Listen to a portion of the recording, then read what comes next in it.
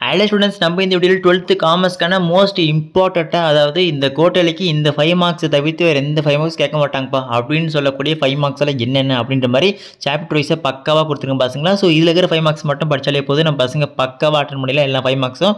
அதுக்கு நான் கேரண்டி. அதோடு இல்லாமல் நம்ம போடக்கூடிய எல்லா வீடியோ நீங்கள் உடனே தெரிஞ்சுக்கணும்னு வச்சிங்கன்னா நம்ம சேனல் சப்ஸ்கிரைப் பண்ணாமல் டக்குன்னு சப்ஸ்கிரைப் பண்ணுறேங்கப்பா. முக்கியமான மேட்ரு, நம்ம போடக்கூடிய எல்லா இம்பார்ட்டன்ட் விஷயம் ஃபஸ்ட்டு மிஸ் பண்ணாமல் தெரிஞ்சுக்கணும்னா நம்ம டிஸ்கிரிப்ஷனில் டெலிகிராம் மற்றும் வாட்ஸ்அப் சேனல் லிங்க் இருக்குது. இன்னும் யாரும் அழைச்சி பண்ணாமல் இருக்கீங்களோ அங்கே இப்போ ஜாயின் பண்ணிங்கப்பா. சரி வாங்க வீடியோக்குள்ளே போயிடலாம். அப்படி ஒரு சின்ன ரிக்வெஸ்ட்டு, நம்ம பசங்க நம்ம வீடியோ வந்து ஒரு லைக் மட்டும் பண்ணிட்டு பாருங்கப்பா. அப்போ தான் எனக்கு ஒரு மோட்டிவேஷனாக இருக்கும்.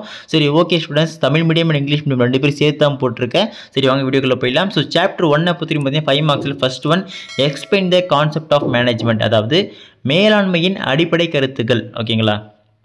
Second one explain the principles of modern management, நவீன மேலாண்மை கோட்பாடுகள் என்னென்ன. ஸோ அது சொல்லுங்கள்.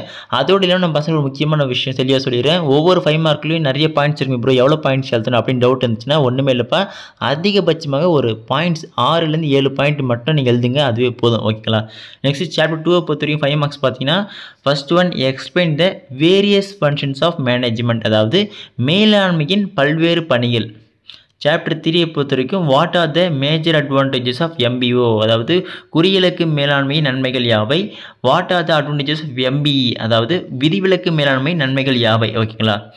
அதுக்கப்புறம் சாப்டர் 4 பார்த்தீங்கன்னா 5 மார்க்ஸில் distinguish between new issue market and secondary market, அதாவது முதல்நிலை சந்தை மற்றும் இரண்டாம் நிலை சந்தை வேறுபாடு என்னென்ன.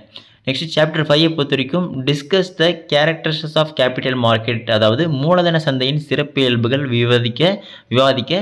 Next briefly explain the functions of capital market, மூலதன சந்தையின் பல்வேறு பணிகளை விவரி. இதில் இருக்கிற ஒரு கொஸ்டினோட ஸ்கிப் பண்ணாதீங்கப்பா. ஏதாச்சும் டவுட் ஏதாச்சும் இருக்குது அப்படின்னு கமெண்ட் பண்ண, கண்டிப்பாக நான் ரிப்ளை பண்ணுறேன். அதோடு இல்லாமல் உங்களுக்கு இம்பார்ட்டன்ட் 2 மார்க்ஸ் நீங்கள் மற்றெல்லாம் கேட்டுருக்கீங்க. ஸோ அது வந்து நான் அடுத்ததில் தொடர்ந்து போட பார்க்குறேன். ஸோ யாரும் கவலைப்படாதீங்க. கோட்டைக்குள்ளே நம்ம பசங்களுக்கு எல்லா இம்பார்ட்டன்ட் விஷயம் நம்ம சேனலில் போட்டுருவோம். ஸோ நீங்கள் சப்ஸ்கிரைப் மட்டும் பண்ணிட்டு வெயிட் பண்ணுங்கப்பா, லைனாக போட்டு நிற்கிறேன். நெக்ஸ்ட் சாப்டர் 6 பொறுத்த வரைக்கும் பார்த்தீங்கன்னா differentiate between money market and capital market, most repetitive and most compulsory question. இந்த கொஸ்டின் படிக்க போக்கவே கூட மோஸ்ட் இம்பார்ட்டன்ட் கொஸ்டின். அதே மாதிரி செகண்ட் ஒன்று explain the characteristics of money market. ஓகேங்களா. பணச்சந்தை மற்றும் மூலதன சந்தை வேறுபாடு, பணச்சந்தையின் சிறப்பியல்புகளை விவரி. ஓகேங்களா. அதுக்கு அடுத்து வந்து சாப்டர் 7 பாஸ். சாப்டர் 7 பார்த்தீங்கன்னா distinction between stock exchange and commodity exchange, பங்கு பரிவர்த்தனைக்கு பண்ட மாற்று பரிவர்த்தனைக்கும் உள்ள வேறுபாடுகளை தருக. Most important question. சாப்டர் 8 பொறுத்த வரைக்கும் what are the functions of SEBI, explain the powers of SEBI, செபியின் பணிகள் விவரி, செபியின் அதிகாரங்கள் விவரி. Most important கொஸ்டின்ப்பா. இந்த ரெண்டுமே கம்பல்சரி படிச்சு தான் ஆகணும். நெக்ஸ்ட் சாப்டர் 9 பொறுத்த வரைக்கும் 5 மார்க்கில் பார்த்தீங்கன்னா explain the significance of HRM, அதாவது மனிதவள மேலாண்மையின் முக்கியத்துவத்தை விளக்குக. ஓகேங்களா. Discuss the operative functions of HRM, அதாவது மனிதவள மேலாண்மையின் செயல்பணிகளை விவரி. ஓகேங்களா.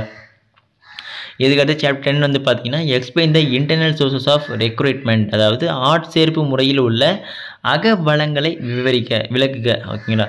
Second one what are the recent trends in recruitment, ஆட்சேர்ப்பு முறையில் உள்ள சமீபகால போக்குகளை விளக்குக. நெக்ஸ்ட் சாப்டர் 11 பார்த்தீங்கன்னா டிஃப்ரென்ஷியேட் ரெக்ரூட்மெண்ட் அண்ட் செலெக்ஷன், அதாவது ஆட்சேர்ப்பு முறைக்கும் தேர்ந்தெடுத்தலுக்கும் இடையே உள்ள வேறுபாடுகள் விவரிக்க. ஏதாச்சும் 5 பாயிண்ட்ஸ் எதனா போதும் இதில்.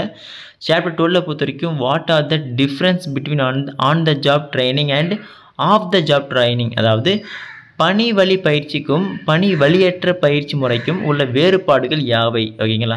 ஸோ சாப்டர் 13 பொறுத்த வரைக்கும் how the market can be classified, சந்தை எவ்வாறு வகைப்படுத்தப்படுகிறது. Second one how the market can be classified on the basis of economics, அதாவது பொருளாதார அடிப்படையில் சந்தைகளை எவ்வாறு வகைப்படுத்தலாம். ஓகேங்களா. ஓகே ஸ்டூடெண்ட்ஸ், நான் பசங்களான இம்பார்ட்டன்ட் 5 மார்க்ஸ் எல்லாம் பார்த்துட்டேன். அடுத்த வீடியோவில் இம்பார்ட்டன்ட் 2 மார்க்ஸ் எல்லாம் என்னென்ன அப்படின்றது தெளிவாக சொல்கிறேன்ப்பா. ஸோ அதெல்லாம் மிஸ் பண்ணாமல் தெரிஞ்சுக்க நீங்கள் நம்ம சேனல் இப்போ சப்ஸ்கிரைப் பண்ணாமல் டக்குன்னு சப்ஸ்கிரைப் பண்ணிட்டு பக்கத்துக்கு பெல் பட்டன் ஆல்னு செட் பண்ணுங்கள். அப்போ தான் நம்ம போடக்கூடிய எல்லா வீடியோவும் உங்களுக்கு நோட்டிஃபிகேஷனும் வந்து சேரும். அதோடு மட்டும் இல்லாமல் உங்களுக்கான இம்பார்ட்டன்ட் கொஸ்டின்ஸ் வேறு என்ன சப்ஜெக்ட்லாம் ஃபஸ்ட்டு வேணும்னு நினைக்கிறீங்களா கமெண்ட் பண்ணுங்கள். அப்புறம் உங்களுக்கு இம்பார்ட்டன்ட் ஸ்டடி மெட்டீரியல்ஸ் ஏதாச்சும் வேணும்னு சொல்லுங்கப்பா. நம்ம டெலிகிராம் சேனல் அப்லோட்